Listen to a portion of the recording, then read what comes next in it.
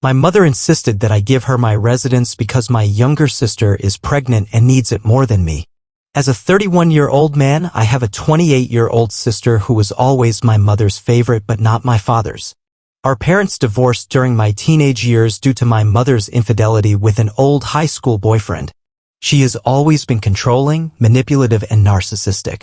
After the divorce, I went to live with my father while my sister remained with my mother. Recently, my father, a businessman, passed away after becoming immunocompromised due to his smoking habit. After years of no contact, I met my mother and sister at my father's virtual funeral. Although my sister seemed to be in mourning, my mother was indifferent. After the funeral, my father's will revealed that he left me virtually everything, including his possessions, money, and the house. My sister received a car and a sum of money while my mother only got $1,000 and a few items that she claimed were hers since the divorce. Now my girlfriend and I live in the house bequeathed by my father. My sister, who went from 2 years of community college to living off her boyfriend, suffered a traumatic miscarriage. Recently, she has been facing financial difficulties due to her boyfriend's work being reduced.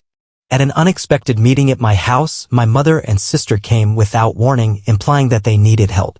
Recently, my sister plopped down on my couch and, snapping her fingers, demanded a bottle of ice-cold water that my girlfriend kindly brought for her. When I questioned why they were there, my sister, visibly disoriented, simply ignored me as she explored my house. Before long, I heard her exclamation from down the hall, calling for my mother. Surprisingly, my mother agreed that it was time for me to fulfill my sisterhood duty. She argued that now that my father had passed away, the house should be hers as he was the only wife. However, she suggested that I could stay in a room and cover all expenses until I decided to leave. My girlfriend and I, familiar with similar stories on Reddit, were mentally prepared. I decided to say that I would not give in to orders, especially in my own home, and that, despite earning well, I would reserve the money for real needs. My mother, used to giving orders, started blowing her fingers and claiming to be God, ordering me to obey. Faced with this situation, I took a deep breath and declared that I would not accept this, refusing to give him the house. She then announced my formal eviction, giving me 2 weeks to leave. Suspicious of the surreality of the situation, I picked up my cell phone to call the police. My mother tried to stop it, even hitting me and trying to destroy my phone. After a brief physical confrontation, I managed to pull her away and threatened to call the police if she didn't leave. My sister, intervening, asked me to do the right thing and be a good big brother. I responded, exposing his past actions, and reiterated that I would not relent. They both left after an emotional confrontation, but my mother tried emotional blackmail, insinuating that she might accuse me of assault. I skillfully informed her that my girlfriend had recorded everything, discouraging any attempt at misrepresentation.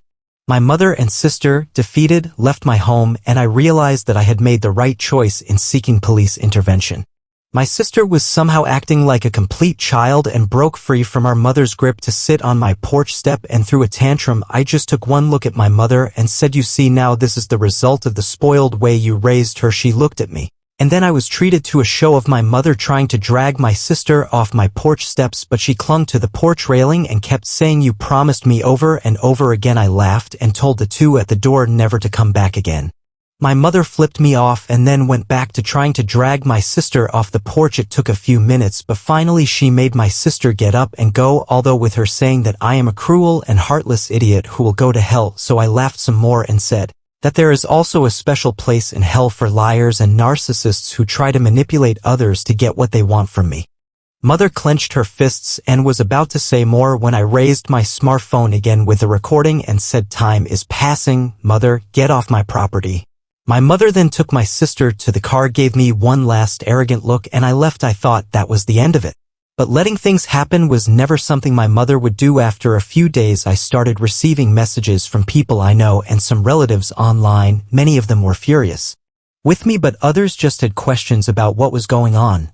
I tried checking my Facebook, but I couldn't see anything they were saying because my sister and mother blocked me on their social media, but my girlfriend could still see everything because they kept their profiles set to open. We captured everything and then printed some things. Both their profiles had posts that called me a greedy, heartless idiot who stole the house that was supposed to be my sister's inheritance, paying the lawyer who administered the will of the father, which is a complete and utter lie, and they both know it. I called my lawyer, who was also my father's lawyer and a trusted family friend, and gave him copies of all the Facebook screenshots and the video which my girlfriend recorded the day my mother demanded my house. He wanted to just do a formal cease and desist, but I wanted to go further than that, and he sent them a letter. I told him to write it by express mail, which they needed to sign, so I know they got it. My mom called me furious the same day the letter was sent delivered. I told her that if she and my sister didn't write down all the fake social media posts they made about me and tell absolute truth, then I would send all the information I have to her entire family, her boss, and I would send the videos that we recorded of her online, and then I would sue her.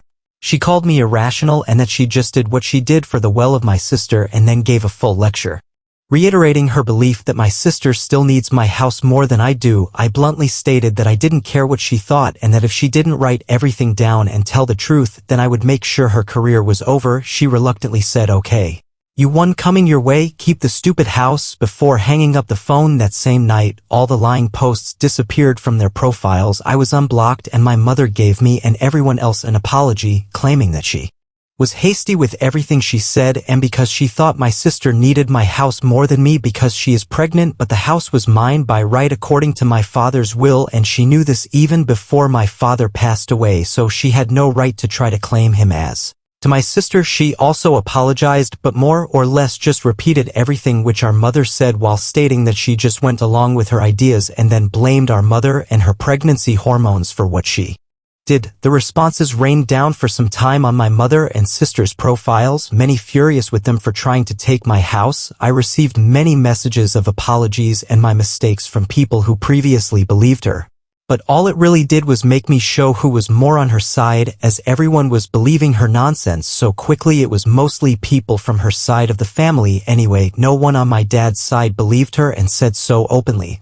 My sister and her boyfriend ended up moving in with our mom to save money, but she put them in the basement to keep the Airbnb running, and my sister started crying on social media that she can't live upstairs, and I'm sure they both are fighting, because all my sister did after that was complain online, and my mom barely posted anything else because of the previous stunt she attempted. If you made it this far, this is just part 1. Part 2, it gets even more intense and crazy, will be in the next video.